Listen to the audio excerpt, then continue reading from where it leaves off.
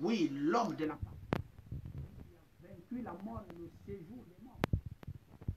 Nous nous réunissons pour qui nous sommes fils et filles de Dieu. Je viens ici de prier.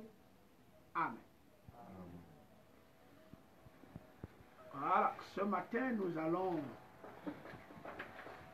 parler de notre grande fête, la plus grande que les chrétiens ont, la seule et unique, que nous allons voir dans les jours à venir comment faire des choses dans notre église, quand les choses vont changer. C'est-à-dire prendre cette fête-là comme le frère Branham l'enseigne ici et que cela soit vraiment une grande fête parmi les chrétiens, que les chrétiens le vivent et qu'ils passent des meilleurs moments ensemble dans la présence bénie de celui qui nous a tenu tant de promesses et qui ne ment jamais au sujet de sa parole. Je vais lire ici pour que mes fils bénéficient et mes filles qui sont en confinement, un peu éloignés de la parole, pour que dans leur maison, qu'ils célèbrent la Pâque du Seigneur dans l'écriture de Psaume, le Psaume de David 34 à partir du verset 18. L'Éternel dit ici, David dit, l'Éternel est près de ceux qui ont le cœur brisé et il sauve ceux qui ont l'esprit dans l'abattement. Les malheurs atteignent souvent le juste, mais l'Éternel l'en délivre toujours. Il garde tous ses os, aucun d'eux n'est brisé. Le malheur tue le méchant, et les ennemis justes, et les ennemis du juste sont châtiés. Que le Seigneur de gloire ajoute la bénédiction à la sainte parole que je viens de lire. Amen.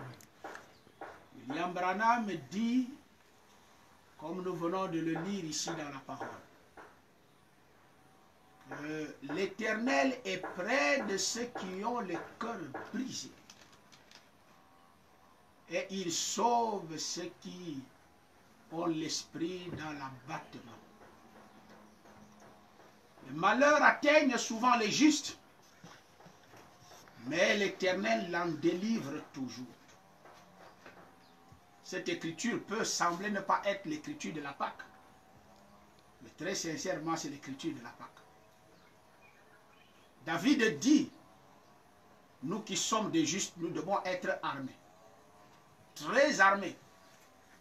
Et puis je suis en train de voir même que c'est quand les malheurs et quand les problèmes, les soucis atteignent les enfants de Dieu, l'écriture dit, David dit, c'est à ce moment-là que l'Éternel est très proche de nous, très proche de ses enfants. L'Éternel est près de ceux qui ont le cœur brisé. Et pour avoir un cœur brisé, il faut qu'une situation t'arrive. Une situation qui ne vient pas arranger ta foi. Une situation qui ne vient pas arranger ta vie sociale. Et c'est à ce moment-là que l'Éternel, David dit, vous savez, David a vécu beaucoup de scènes et beaucoup de moments difficiles dans sa vie. Il a compris que quand il a la paix, à ce moment-là, Dieu ne lui parle pas, il n'a pas Dieu très proche de lui. Mais c'est quand il se jette, quand les hommes le poursuivent, quand il se met en problème, alors à ce moment-là, son Dieu est plus proche de lui, Dieu lui parle, Dieu l'assiste, et il est dans des victoires.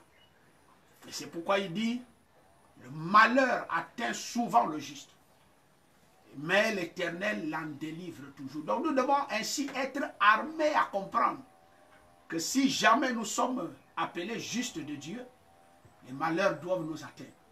Parce que c'est écrit ainsi dans la parole de Dieu. Si quelqu'un ne veut pas avoir des malheurs sur lui, il n'a qu'à quitter le lot des justes. Mais si tu veux être injuste, alors il faut t'attendre parce que la Bible dit, les malheurs vont nous frapper et nous atteindre.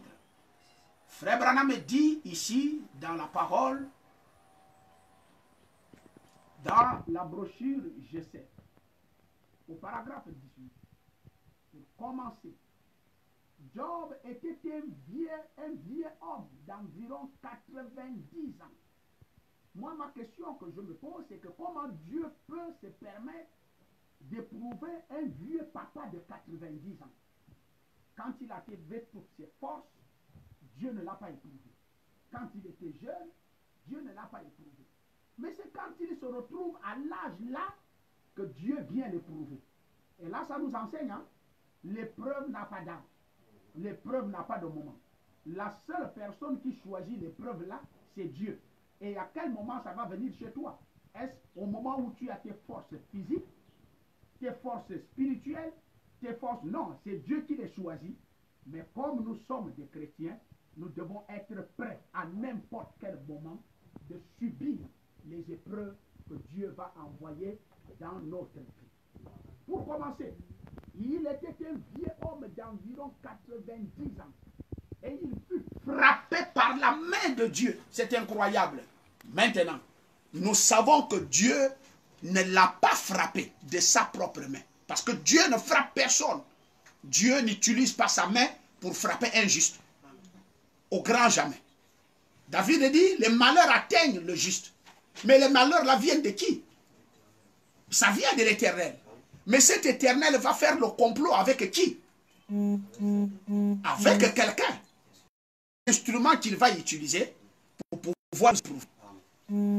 Amen. Nous devons donc être forts. Pourquoi Dieu va le faire?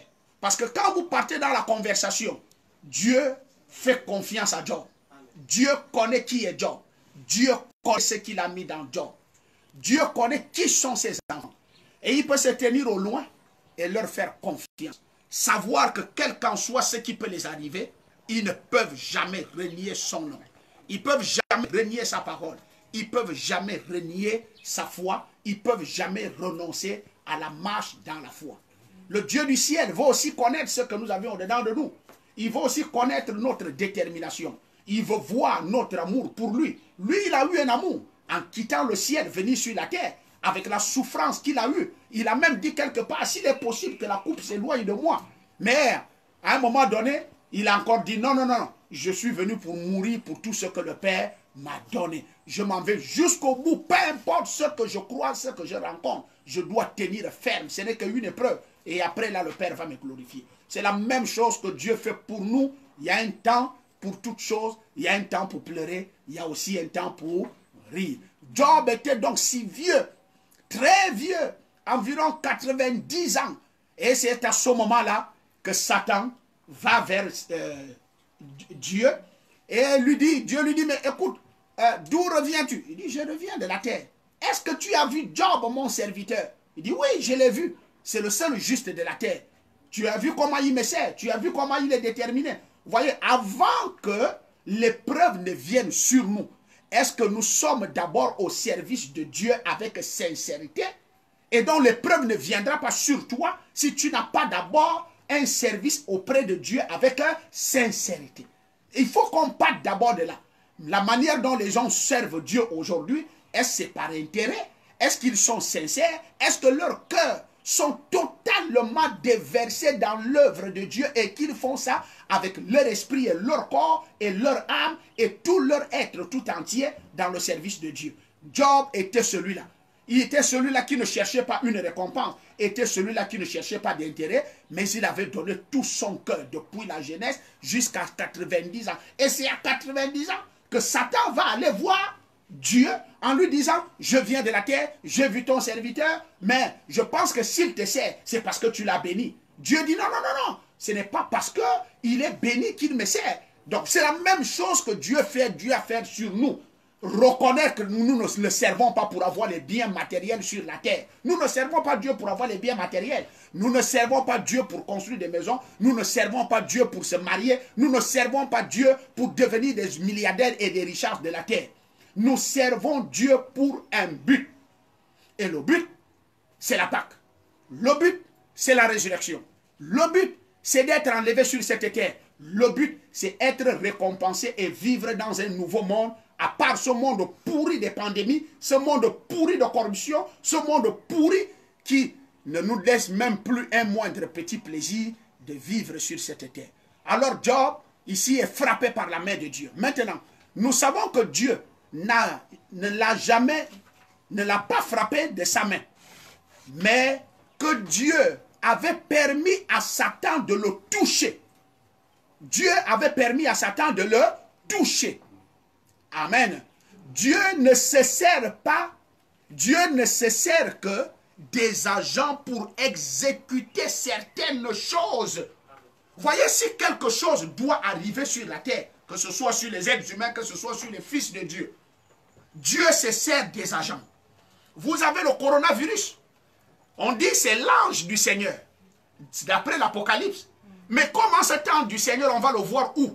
Dieu va se servir de quelque chose ou de quelqu'un pour pouvoir exécuter sa parole et pouvoir amener ce que nous sommes en train de vivre. Et donc, pendant que nous sommes en train de vivre cela, nous savons. Parce que quelque part, vous allez voir que Job ne sait pas que ce qui va l'arriver, c'est Dieu qui est derrière. Et que Dieu et Satan viennent de s'entendre, ils viennent de trouver un commun accord. Juste, Satan veut éprouver Job. Et Job, Dieu doit voir combien de fois Dieu doit voir combien de fois Job est intègre dans la foi, qui ne peut pas bouger et le renier. Les deux viennent de se lancer un défi. Vous voyez que notre vie, notre foi était je ne sais pas comment utiliser le terme là. En fait, Satan et Dieu sont en train de se jeter le défi sur notre foi. Qui va gagner? Dieu connaît qui tu es. Parce que la foi ne vient pas de nous, hein. Ça vient de Dieu. C'est Dieu qui nous donne la foi. C'est un don. Quand Dieu te donne ça, il est capable de se faire un défi avec Satan. Et sachez que Satan, c'est un instrument de Dieu. C'est quelqu'un, c'est un être humain, c'est une femme, c'est un homme, c'est un jeune homme, c'est un président, c'est qui que ce soit, je ne sais pas qui c'est. Et donc nous ne pouvons pas fléchir sur notre foi dès le moment où les malheurs vont s'attaquer aux justes. Parce que c'est déjà prédit, parce que c'est déjà prévu. Les malheurs atteignent souvent le juste, mais l'Éternel l'en délivre. Toujours l'Éternel va nous en délivrer de cela. Et ça, nous devons avoir confiance en ça. Ça veut dire que peu importe l'épreuve, peu importe la douleur, peu importe ce qui va arriver, nous n'avons pas un regard sur ça. Nous avons le regard sur notre Dieu. Parce que la parole de Dieu dit, ça va arriver, mais l'Éternel va nous délivrer de cela. Donc, quel qu'en soit le nombre d'années que ça va durer, quel qu'en soit les mois, quel qu'en soit les semaines, quel qu'en soit la durité que cela va prendre, quel qu'en soit le poids que ça va peser sur nous, Dieu viendra toujours nous délivrer de cette épreuve-là. Et il dit ici, il avait permis à Satan de le toucher. Le toucher, mais pas le tuer. Si Dieu veut qu'un malheur arrive, si Dieu veut qu'un malheur arrive, c'est la partie là qui m'intéresse beaucoup. Or, vous avez un ange dans Apocalypse qui détient les malheurs et qui doit les jeter sur la terre.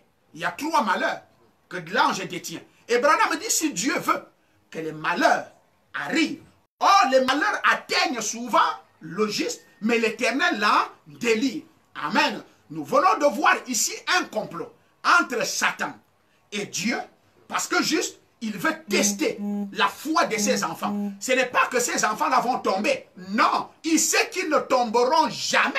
Ce n'est pas que l'épreuve là ou bien le malheur qui va arriver va le tuer. Non, ça ne va pas te tuer. Ça ne va pas te tuer. C'est pourquoi nous sommes confiants.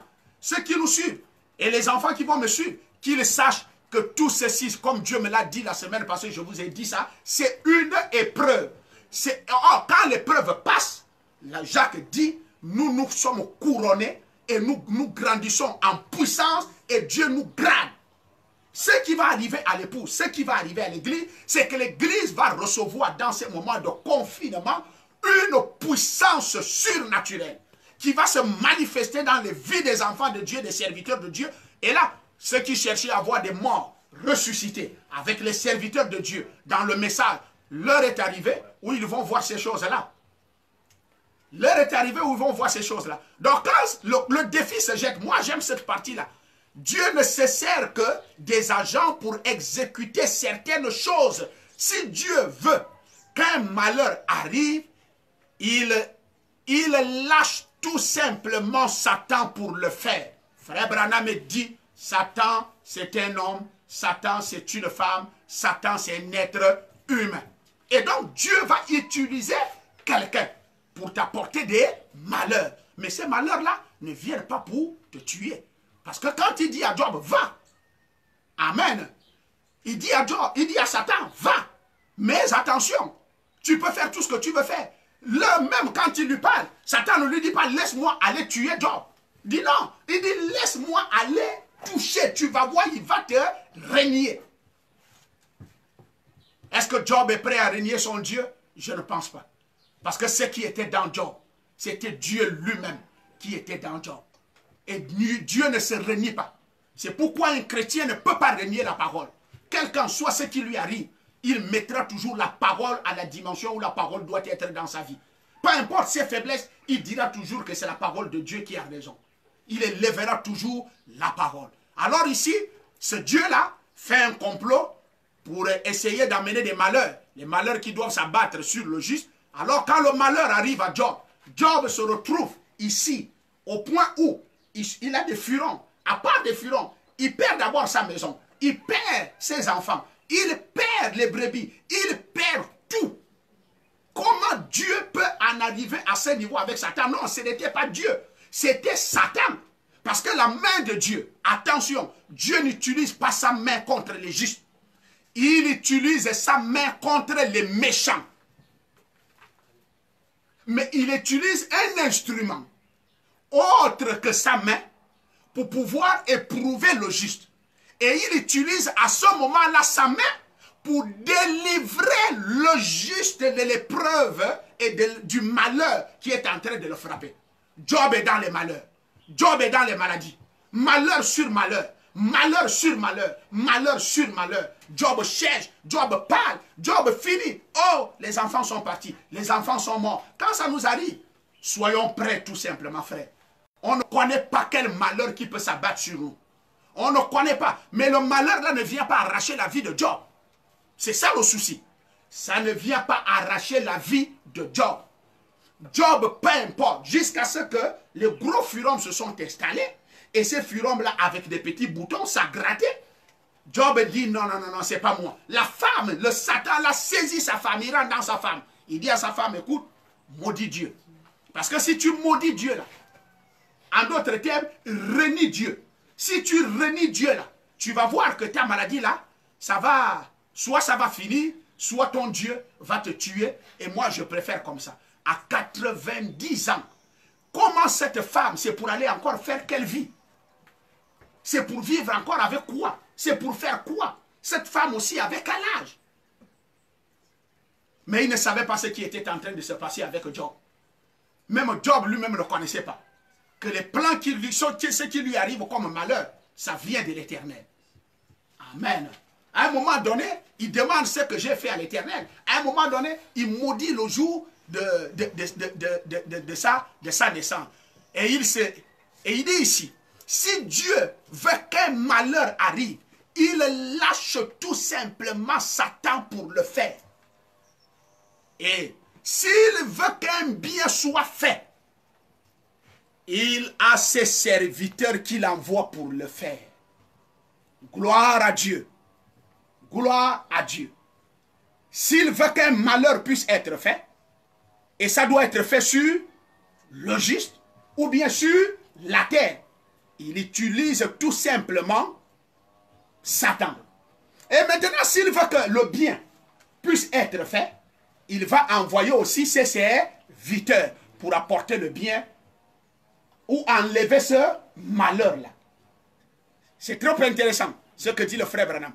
Et Satan avait frappé Job pour un but, l'éprouver. L'éprouver, pas pour le tuer. Mais vous allez voir que les enfants sont morts. Vous allez voir que les maisons sont tombées. Vous allez voir que les brebis sont morts.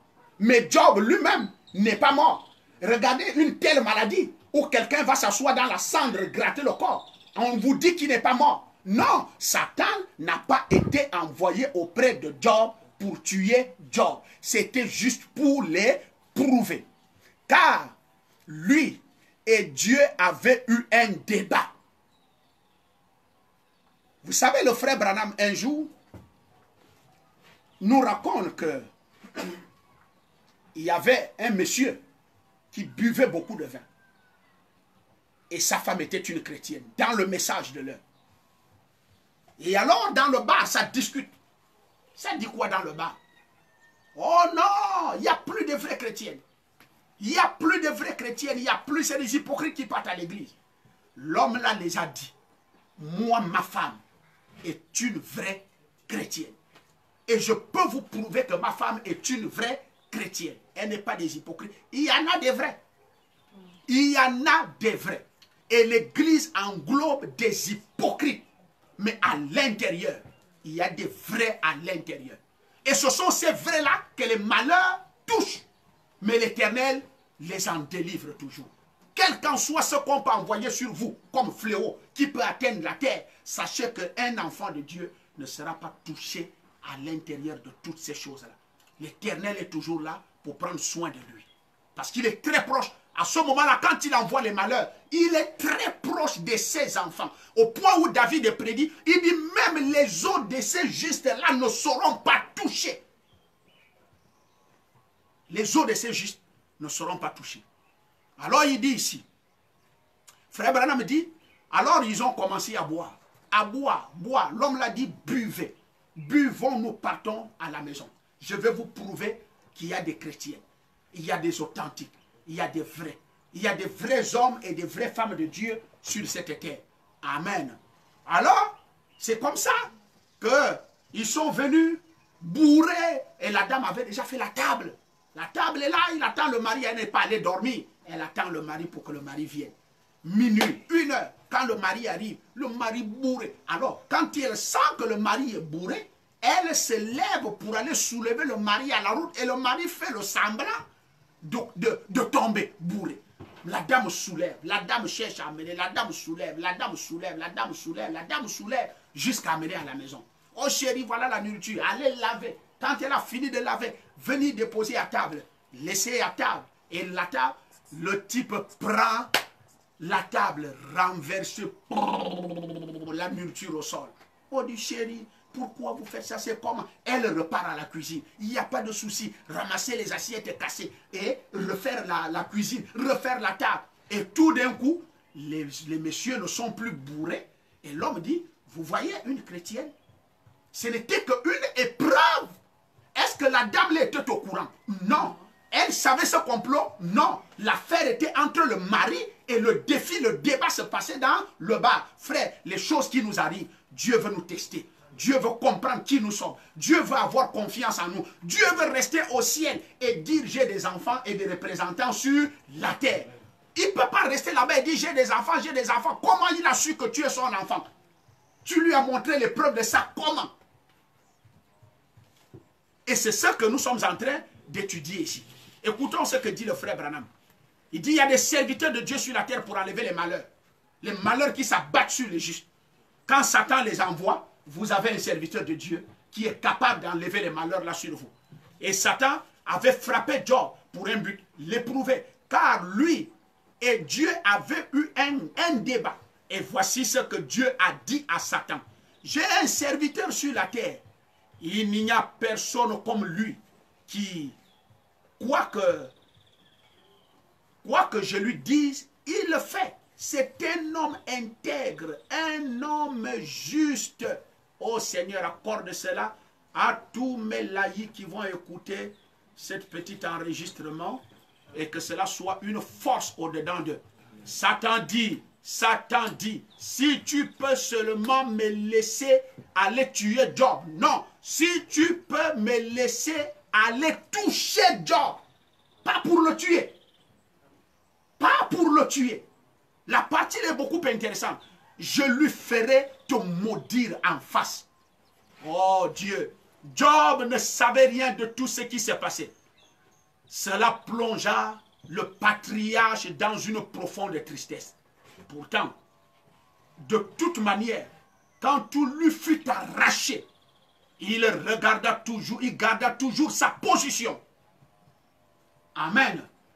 Gardons notre position, quel qu'en soit le fléau qui peut se passer. Frère Branham dit l'église doit avoir une position. Notre position en Christ. Écouter la parole, ne pas écouter la parole. Aller à l'église, ne pas aller à l'église ne changera rien dans ton âme. Ça ne changera rien dans ton âme. Gardez la même position, la même chaleur, le même feu. Ça doit brûler au-dedans de vous. Le même amour pour Jésus-Christ, ça ne doit pas changer. C'est les épreuves, c'est Dieu qui envoie ça. Je vous dis, c'est Dieu qui envoie ça parce qu'il y a un ange dans Apocalypse qui détient les 3 malheurs. Or ici, les malheurs frappent le juste, mais l'Éternel l'en délivre toujours. Alors vous pouvez déjà avoir confiance. D'ici peu de temps, Dieu va enlever ces malheurs-là. À cause des justes qui sont sur la terre, à cause de son évangile, à cause de sa parole. Amen. Au fur et à mesure qu'il va envoyer, au fur et à mesure il va délivrer. Au fur et à mesure il va envoyer, au fur et à mesure il va délivrer. S'il trouve que la dernière épreuve qu'il envoie sur la terre ou le dernier fléau qu'il envoie sur la terre, c'est pour détruire la terre, il enlève ses élus parce que même les os de ces élus-là sont épargnés. Et rien ne peut leur toucher. Et tout lui fut arraché. Il garda toujours sa position en Christ. Je sais que mon Rédempteur est vivant. Amen. Attention, Job dit quoi? Je sais que mon Rédempteur est vivant. Frère, David dit, c'est quand le moment difficile là arrive, c'est à ce moment-là que l'Éternel est très proche de l'Église, très proche des enfants de Dieu, très proche des serviteurs de Dieu. Amen. Je me demande, est-ce que Job avait déjà fait beaucoup de temps sans avoir des visions? Est-ce que Job avait déjà fait beaucoup de temps sans que Dieu lui parle? Il fallait que les moments-là s'installent pour que Job rentre en communication avec Dieu. Or, vous voyez le moment que l'épouse passe actuellement. Ça crée un mouvement spirituel au-dedans de nous. Ça crée une relation avec Dieu au-dedans de nous. Ça fait que tu ne peux pas dormir une nuit sans que Dieu te parle, sans un rêve, sans une vision. Amen. Je veux que les enfants de Dieu se retrouvent à ce niveau. Nous vivons les temps de Job. C'est ce que nous sommes en train. Les malheurs qui sont frappés, qui sont sur la terre, dans le monde entier. Puisque le message a atteint le monde entier. Les enfants de Dieu sont dans le monde entier. Il faut que ces fléaux touchent le monde entier. Parce que les enfants de Dieu doivent commencer à être éprouvés, être élevés, être glorifiés par Dieu. Il dit donc ici, nous devons donc garder notre position. Alors à ce moment-là, Frère Branham dit, écoutez, tout d'un coup, Job a commencé à avoir des visions. David dit, c'est dans les moments-là que l'Éternel est très proche de ses enfants, très proche de son peuple. Et quand il est proche, il ne fait plus de haut hasard. Tu le rêves, il te parle, les victoires t'accompagnent. Amen. David dit, mais mon Dieu, qu'est-ce que je suis en train de voir dans ces moments difficiles? Dans ces moments, il voit d'abord la vision. Il voit d'abord la vision, son Seigneur. Il dit, mais c'est qui que je vois là? Mais mon Rédempteur est vivant. Amen. Mon Rédempteur est vivant. Il dit, mort, prends-moi. Tue-moi si tu veux. Là, je ne crains rien. Je le verrai, mon Rédempteur.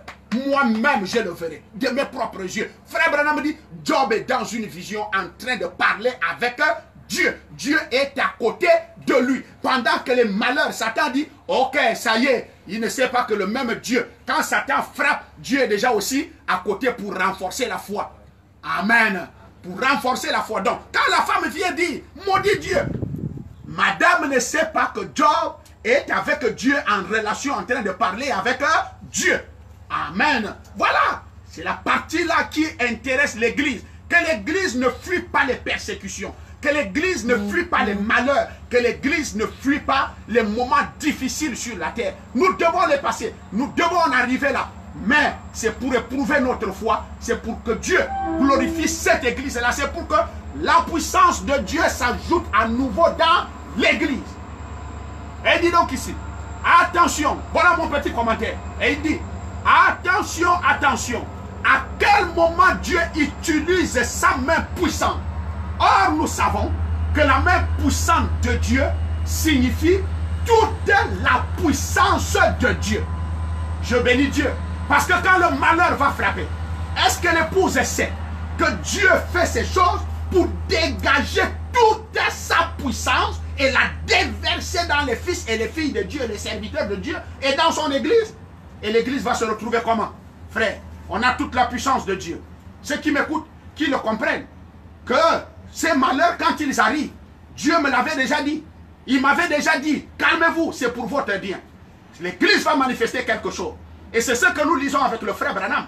Il dit, dans ces moments-là, Dieu va utiliser sa main toute puissante. Il dit, Israël, vous allez être dans un pays, mais je vous assure, c'est par ma main toute puissante que je vous sortirai de cette situation. Amen. C'est par ma main toute puissante que je vous sortirai de cette situation. Et donc quand Dieu utilise sa main toute puissante, ce n'est pas sa main qui a frappé Job. C'est Satan qui a frappé Job. Amen. Mais maintenant, il va utiliser sa main toute puissante pour enlever le malheur. Donc, quand vous allez voir, quand il vient enlever le malheur, il y a quelqu'un parmi les amis de Job qui va venir enlever ces choses-là. Job dit, mon rédempteur est là. Tout d'un coup, les visions changent. Job voit. Ah, il dit, ah, ok, d'accord. Chérie, tu ne vois pas ce que je suis en train de voir. L'Éternel a donné, l'Éternel a repris. Que le nom de l'Éternel soit loué.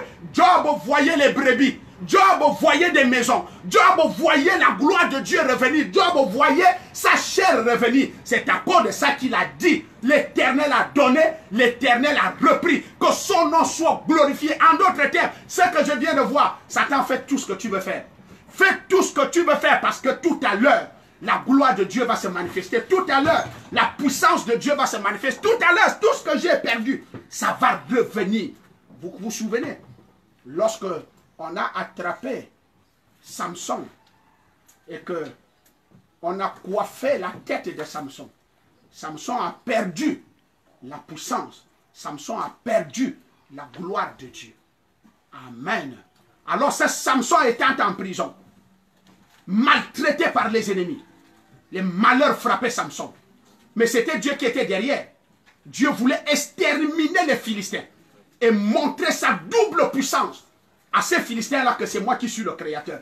La terre va connaître qu'il y a une église du Seigneur sur la terre. Ce n'est pas le catholicisme, ce n'est pas les protestants, c'est pas non. Il y a une église. Les individus portant le sceau de Dieu, ils sont sur la terre. Et on va manifester cette vie sur la terre des vivants.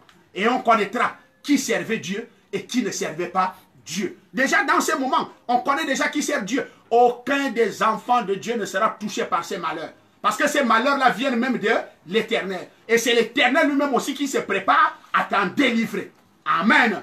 Donc nous pouvons dire, Amen, à cause de nous, les malheurs vont quitter. À cause de nous, les confinements vont terminer. À cause de nous, le fléau de Covid-19 va finir. Peut-être même à cause de nous, on va leur permettre de trouver un vaccin. Comme ils veulent se confier au vaccin, on va leur donner l'occasion de trouver un vaccin. Oh, j'aime ça. Le frère Branham était un vrai prophète. Et nous le croyons de tout notre cœur. Amen. Pour commencer, il était un vieux. Et le frère Branham dit ici, et si, attention, Dieu utilise donc sa main toute puissante. Et c'est cette main toute puissante-là qui est sur l'église. Or, nous savons que la main puissante de Dieu, c'est sa toute puissante. Nous avons l'exemple avec Moïse. Lorsqu'on voit le test de la Bible, Satan n'avait pas touché Job pour le tuer. Non, mais Satan avait touché Job uniquement pour les prouver. Et si nous en tirons juste cette conclusion ce matin, et c'est pour cette raison que nous sommes ici. Nous avons maintes fois entendu l'histoire de Pâques. Je vous disais que ce sujet est un sujet de Pâques. Frère Babou dit, on va tirer une conclusion de tout ce que nous sommes en train de parler. Amen. Les épreuves vont s'abattre, les malheurs vont s'abattre. David dit, quand ça s'abat sur le juste, l'Éternel l'en délivre. Notre Dieu nous délivre de ça. Et si nous en tirons juste cette conclusion ce matin, c'est pour cette raison que nous sommes ici. Nous avons maintes fois entendu l'histoire de Pâques et l'avons lu du début à la fin. Aujourd'hui, dans nos émissions radiographiques, nous entendons différents ministres en parler, comme j'en parle ce matin, mais ce à quoi j'ai pensé ce matin pour le petit groupe, que le Seigneur m'a donné, je vais en parler d'un point de vue différent. Si je peux, pour en arriver à ceci, pourquoi passons-nous par des troubles? Pourquoi passons-nous par des troubles? Qu'est-ce qui fait que ces choses surviennent? Pourquoi un chrétien serait-il toujours perplexe? Pourquoi tout n'ira-t-il pas d'une manière parfaite pour un chrétien? Amen. Vous voyez la vie de Job? Vous voyez ce qu'il a embrasé? Moi, je me rappelle, à ce moment, cette année, je devais être dans des voyages missionnaires, aller parler de la part du Seigneur. Mais quand on prévoit des choses, ça n'arrive pas comme on veut. On a des plans. Nous aussi, on a des projets. Mais nos projets n'aboutissent pas. Parfois, ça aboutit, mais difficilement. Avec beaucoup de difficultés. Pourquoi? Frère Branham dit, on va en arriver, on va conclure la Pâque. C'est ça la Pâque. Amen. Il faut qu'on en tire une conclusion. Mais un peu particulier. Pas la manière dont les autres vont prêcher. Mais au petit groupe que le Seigneur m'a donné, je vais tirer une conclusion un peu ailleurs pour arriver à ceci. Je veux arriver à quoi? Pour le petit groupe que le Seigneur m'a donné, je vais en parler d'un point de vue différent. Si je le peux, pour en arriver à ceci, pourquoi passons-nous par des troubles? C'est la question. Qu'est-ce qui fait que ces choses surviennent? Pourquoi un chrétien serait-il toujours perplexe? Pourquoi tout n'ira-t-il pas d'une manière parfaite pour un chrétien? Mais cela n'est pas ainsi. Et nous le savons. Amen. En d'autres termes, les choses ne doivent pas être ainsi. Et nous le savons. Mais pourquoi nous passons par tous ces moments-là? Et quelquefois, nous avons plus de difficultés quand nous devenons des chrétiens que nous n'en avions lorsque nous étions des pécheurs. Vous comprenez pourquoi quelqu'un va quitter le Seigneur? Il va fuir quoi? Hein? Les malheurs, les difficultés. Voilà pourquoi nous voyons les gens quitter la foi. Voilà pourquoi nous voyons les gens dire, moi je préfère aller faire ma vie dans le monde. Voilà pourquoi vous voyez les sœurs quitter la foi, aller faire le banditisme dans le monde. Voilà pourquoi vous voyez les frères quitter le message, préférer aller faire la vie du monde. Parce que notre vie est une vie de difficultés, une vie de troubles, une vie où nos pensées n'aboutissent pas et nos projets ne donnent pas tel que nous voulons le faire. Et pourtant, parfois, on peut avoir des moyens. Mais ces moyens-là, on ne sait même pas là où les moyens-là vont partir. Parfois, on peut avoir une bonne santé pour accomplir quelque chose. Mais tout d'un coup, notre santé se dégrade. Qu'est-ce qui se passe avec notre vie? Amen. Moi, je me réjouis parce que Branham me dit, c'est la Pâque. D'une manière différente, pour aboutir à quelque chose. Un chrétien, que nous n'en avions lorsque nous étions des pécheurs. Oui, quand j'étais pécheur, cette vie-là ne m'attaquait pas. Si ça m'attaque, je cherche une autre solution. Mais avec Christ, tu n'auras pas de solution. La solution, c'est Jésus-Christ. La solution, c'est la foi. La solution, c'est de rester là. La solution, c'est de mourir là. La solution, c'est de voir les dégâts des yeux. La solution, c'est de dire, je m'attends à Dieu. On n'a rien à faire. Mais sachez que l'Éternel va nous en délivrer de tout ça. Il va nous délivrer de quoi? Quelquefois, des troubles. Il va nous délivrer de quoi? Amen. Il va nous délivrer de la perplexité. Il va nous délivrer de quoi? Il va nous délivrer de ce que notre vie ne marche pas tel que nous le voulons. Les projets n'arrivent pas tel que nous le voulons. C'est parce qu'il est écrit. C'est parce qu'il est écrit. Nous en arrivons déjà à la Pâque. C'est parce qu'il est écrit. Le malheur atteint souvent le juste. Mais Dieu l'en délivre toujours. Or, nous voyons les malheurs d'Apocalypse qui doivent être versés sur la terre. Est-ce que ça va se verser pendant que nous sommes là? Oui. Est-ce que notre vie même propre, dit le frère Branham, est une vie de malheur? Oui. Mais est-ce qu'on a un Dieu? Moi, c'est ce que je préfère. Alors David dit, quand le malheur frappe le méchant, il est anéanti. Amen. Est-ce que vous ne les voyez pas s'anéantir? Vous ne voyez pas les gens mourir? Moi, le bilan qui est très mauvais. En Italie, c'est autre chose. Aux États-Unis, on vous dit 87% des morts des États-Unis, ce sont des Afro-Africains, des Afro-Américains, c'est-à-dire les Noirs. Et lorsque vous touchez le bilan de l'Italie, on vous dit que ce sont la majorité des Noirs qui meurent en Italie.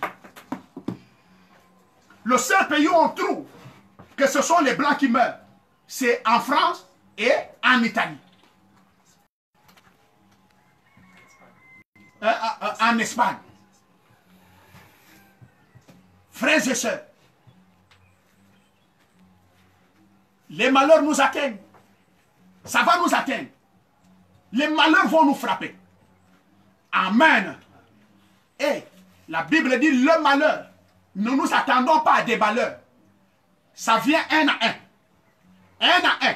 Et dès que un vient, et que le Seigneur voit que ça assombrit déjà ta vie, il vient te délivrer. Ça ne va pas te tuer. Amen. Que les gens se moquent de toi. Ce n'est pas ce monde-là que tu regardes. Parce que quand ça arrive, attendez-vous à la moquerie. Attendez-vous aux accusations. Attendez-vous à la vie de Job. Job, tu as péché en cachette. Job, tu as fait ceci. Job, tu as fait cela. L'homme qui a besoin de bonnes paroles, au moment où il est frappé de malheur, il se retrouve qu'il a des moqueurs. Il se retrouve qu'il a des accusateurs. Il se retrouve. Frère, sachez que dès que vous portez le nom chrétien dans votre quartier, dans votre village, dans votre pays, oh, ce qui se passe dans votre vie qui est mal, ça va être une publicité des baffles. C'est un boom. C'est tout le monde qui va raconter. Personne ne racontera ce qui est bien. On ne racontera qu'en mal, en mal, en mal. Mais le jour où ce qui est bien t'arrive, tu vas les voir s'anéantir. On ne savait pas qu'il peut encore avoir quelque chose comme ça. Tous vont aller sous terre. C'est ça notre vie. N'attendez pas de bons témoignages des gens. N'attendez pas que les gens nous glorifient. Les gens attendent que les malheurs nous atteignent pour qu'ils viennent nous accuser. Pour qu'ils viennent dire n'importe quoi. Pour qu'ils viennent s'abattre sur nous. Pour qu'ils viennent nous accuser. Pour qu'ils viennent... Non. Mais entre nous, les enfants de Dieu, nous savons que les pas des justes sont conduits par l'Éternel. Et que quels qu'en soient les malheurs, les troubles et tout ce qui nous... Par nous, il dit ici, pourquoi passons-nous par des troubles? Le Seigneur nous délivrera des troubles. Qu'est-ce qu'il fait que ces choses surviennent sur nous? Pourquoi un chrétien serait-il toujours perplexe? Pourquoi tout n'ira-t-il pas d'une manière parfaite pour un chrétien? Sœur, tu vois quelqu'un se marier, ne l'envie pas. Ne l'envie pas. Si tu n'as pas encore trouvé le mari, l'Éternel n'a pas encore mis la main. Amen. Je vais lire la citation. Branham dit, il y aura même des déceptions. La vie d'un chrétien est une vie de déception. Tu commences une relation ici. On te dit la relation n'a pas abouti. Tu vas faire quoi? Quitter la foi. Parce qu'un frère m'a demandé la main à l'église. Et qu'à la fin, on s'est séparés. Moi, je ne prierai plus là. Je ne suis plus là-dedans. Mais tu n'es pas chrétien. Tu viens de choix à l'épreuve. Amen. Tu ne sais pas que c'est l'Éternel qui était derrière ça pour voir. Est-ce que tu es venu à l'église pour les mariages? Est-ce que tu servais Dieu avec une sincérité de cœur? Parce que ce sont ces hypocrites-là qu'on a aujourd'hui. Amen. Et là, Satan n'ira pas aussi faire un défi avec Dieu. Et Dieu n'ira pas aussi faire un défi avec Satan s'il ne connaît pas la mesure de ta foi. Amen. Nous ne pouvons tout simplement pas comprendre. Mais Dieu l'en délivre toujours. Dieu a promis beaucoup d'afflictions. Dieu a promis quoi? Dieu a promis beaucoup d'afflictions. Des sentiments étrangers et des choses étranges qui seront au-delà de notre entendement. Oh Dieu. Oh Dieu. Il se pourrait que les choses vont nous arriver que toi-même tu ne te contrôles plus. Il se pourrait que les choses vont t'arriver que toi-même tu ne te maîtrises plus. Il se pourrait que les choses vont nous arriver que toi-même tu n'as plus la maîtrise. il y aura des afflictions. Parce que tu es affligé, tu ne vas pas prier. Tu ne vas pas aller à l'église. Ce n'est pas à l'église là-bas que tu auras même la consolation. L'évangile ne va-t-il pas te remonter? Amen. Non, il y a des choses qui exterminent et qui éliminent et qui prouvent qui sert Dieu. Amen. Branham dit, mais Dieu l'en délivre toujours. Dieu a promis beaucoup d'afflictions. Qui a promis ces afflictions? Et c'est qui va venir te délivrer? Ce n'est pas la peine d'aller raconter tes problèmes à quelqu'un. Ce n'est pas la peine d'aller pleurer chez quelqu'un. Ce n'est pas la peine d'aller soumettre tes douleurs à quelqu'un. Attends-toi à Dieu. Croyons aux Écritures. Regardons à la parole. C'est la parole seule qui est notre force. Et il dit ici, beaucoup d'afflictions, des sentiments étranges et des choses étranges qui seront au-delà de notre entendement. Mais c'est toujours pour notre bien. Nous ne pouvons tout simplement pas comprendre cela. Car si nous comprenons cela, ça ne serait plus la foi pour nous. Nous marcherons par la compréhension. Mais nous le faisons. Et nous l'avons. Et par la foi, nous croyons selon sa parole que cela va concourir à notre bien. Si nous pouvons comprendre cela aujourd'hui, est-ce que le coronavirus et tout ce que nous vivons là, les chrétiens, en fait, ceux dont j'ai prêché l'évangile, peuvent dire, quelle qu'en soit la dégradation que le Gabon et les États sont en train de tomber, c'est pour notre bien. Les afflictions sont annoncées, des moments difficiles sont annoncés, mais notre Dieu nous en délivrera toujours. Il est très proche de nous, frères. Si nous pouvons comprendre cela aujourd'hui, c'est ce matin. Si nous pouvons comprendre que tous nos troubles et personne parmi nous n'est immunisé contre cela. Personne parmi nous n'est immunisé contre cela. Frères et sœurs, voyez par exemple les enfants là, pendant ces moments de confinement qu'ils viennent chercher leur Dieu, le diable saisit une fille qui brûle leur maison. Foi! À cause de ça, vous n'allez plus parler du Seigneur. À cause de ça, vous n'allez plus prier. À cause de ça, non. Mais ce sont des épreuves, frères. Ce sont des épreuves. Je disais à l'une de mes filles, vous ne connaissez pas à partir de quel moment la vie de quelqu'un prend la bonne direction. Vous ne connaissez pas. Les gens pensent que, par exemple, je suis là avec mes enfants, je dis, toi, sors de chez moi. Oh, papa m'a chassé de la maison. C'est un mauvais papa. Mais tu as mal lu la vie. Tu viens de mal lire la vie. Et pourtant, si tu lis bien le geste là, je suis en train de te rendre responsable. Et si tu comprends qu'il est l'heure pour moi de devenir responsable et de commencer à développer une vie propre de moi-même, tu vas voir comment les choses vont s'ouvrir. Tu vas voir comment les choses vont s'ouvrir. Tu vas voir comment les choses vont s'ouvrir. On prend toujours tout en mal. C'est ce que dit le frère Branham ici. Et nous ne pouvons pas avoir la Pâque dans nos vies. En d'autres termes, tu ne verras jamais la vision du retour de tes bénédictions, la résurrection de ta vie, le retour de tes biens, le retour de quoi. Tu n'auras jamais ça. Tu n'iras que de malheur en malheur. Tant que tu ne comprends pas. Tant que tu ne comprends pas que tu es un Dieu. Un. Et de deux, que ce Dieu-là envoie les épreuves là pour qu'il soit plus près de toi. Tu ne t'en sortirais jamais. Voilà ce que je voulais dire ce matin et que je voulais envoyer à mes enfants pour qu'ils le comprennent. Notre vie sur la terre actuelle, la terre là ne nous appartient pas. C'est une terre où nous sommes venus faire des tests. Aujourd'hui, vous avez le Covid-19. Et pour qu'on sache que tu as le Covid-19, l'État va inventer ça sur toi? Non. Ils doivent avoir un appareil. Et l'appareil là doit venir tester si tu as le Covid-19 sur toi. Aujourd'hui, Dieu doit tester sur ses enfants. Si ces enfants-là portent son esprit. Et pour terminer mon exhortation, je vous assure, ce que l'Église va recevoir après le confinement. Je ne suis pas un prophète. Je ne prophétise pas. Mais je déclare ce que la parole va faire dans les élus après le confinement. Ce qui est en train de se passer, c'est qu'une puissance est en train de s'accumuler dans les serviteurs de Dieu. Amen. Et qu'après ce moment, la gloire de Dieu va s'éclater dans l'église. Il y aura des résurrections.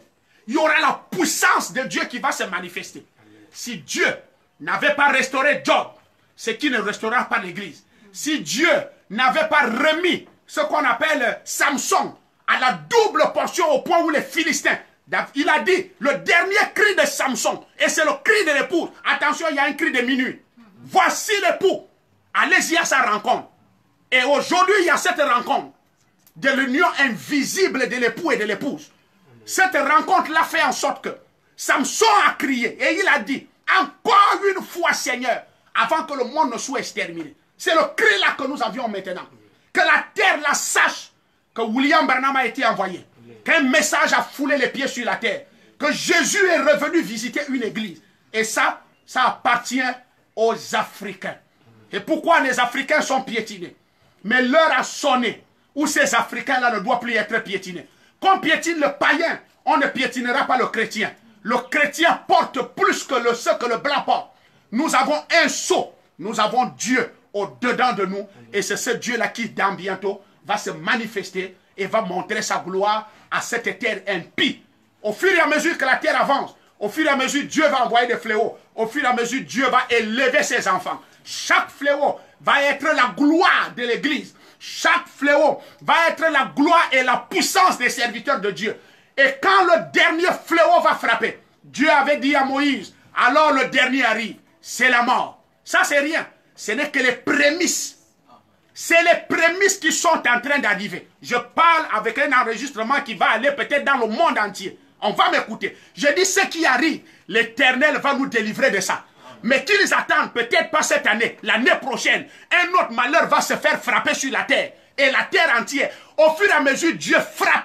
Au fur et à mesure, Dieu élève l'église. Au fur et à mesure, Dieu frappe. Au fur et à mesure, Dieu élève la puissance de Dieu dans l'église. Ça fait longtemps que Branham est parti. Où est le Dieu de Branham? À quel moment il va se manifester? Et à quel moment on a montré la foi de croire? À quel moment Dieu vient vers Job? Quand il est déjà vieux. Quand il finit déjà, Jésus dit, Père, glorifie-moi. Au moment où il va déjà partir, la vie va déjà terminer, Job va déjà terminer. C'est à ce moment-là que Dieu va élever Job au multiple, au centuple, avec des bénédictions. Frère, nous ne quitterons pas sur cette terre sans montrer à cette terre les bénédictions de Dieu.